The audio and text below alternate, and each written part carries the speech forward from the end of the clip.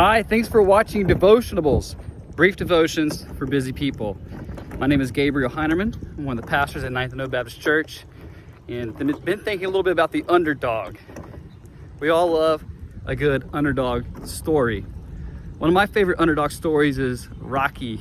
You know, smaller guy, works hard, fights the big giants, and comes out victorious. One of the most famous underdog stories of all time comes from the book of 1 Samuel, David and Goliath. You know, even in sports, a lot of times this David and a Goliath analogy is used. So, every kid storybook I know, Bible storybook I know, has this story in it because it's an epic story. It's phenomenal. So, why? Why is that? What can we learn from it?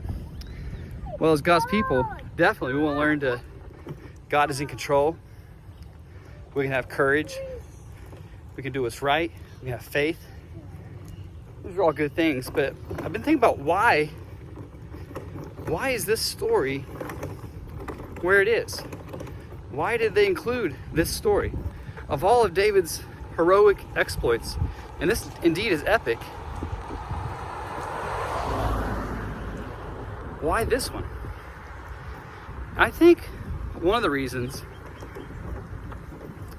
is it shows us what God already knew about David. In the previous chapter, David is anointed king after Saul is rejected. And when Samuel, hey Miss Barbara, when Samuel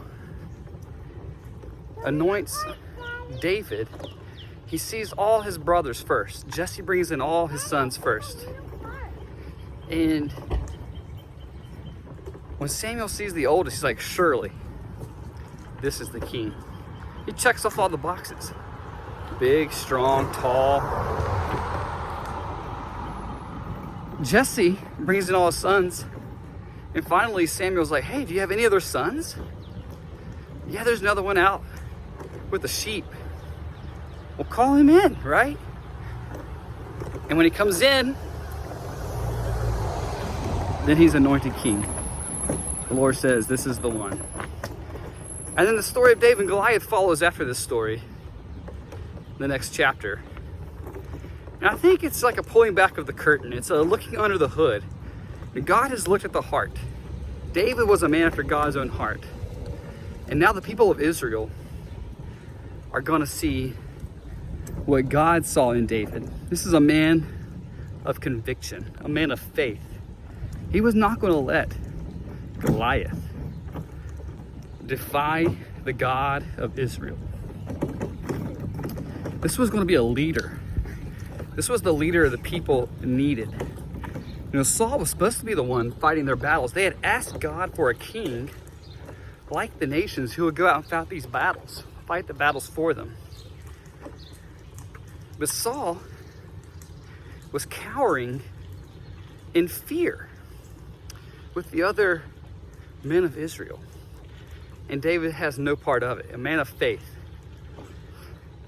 And ultimately, we know Jesus comes from the line of David. David, the promise in Genesis chapter 3, that one would come from the woman who would crush the head of the serpent. What a beautiful picture this is when David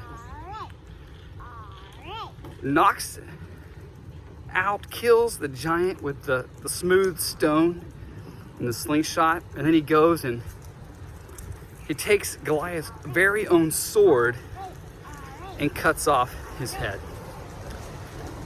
Jesus comes from the line of Judah, from the line of David, as the greater David, the greater Adam, the one who would never fail, who had perfect courage, who had perfect faith, lived righteously before our God, performed a righteousness for us that we cannot perform ourselves, took our sin upon himself and died for us.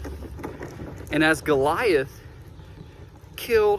was killed by David by his own sword, Jesus puts death to death through death. Wow, a lot going on in David and Goliath. Be blessed today, brothers and sisters.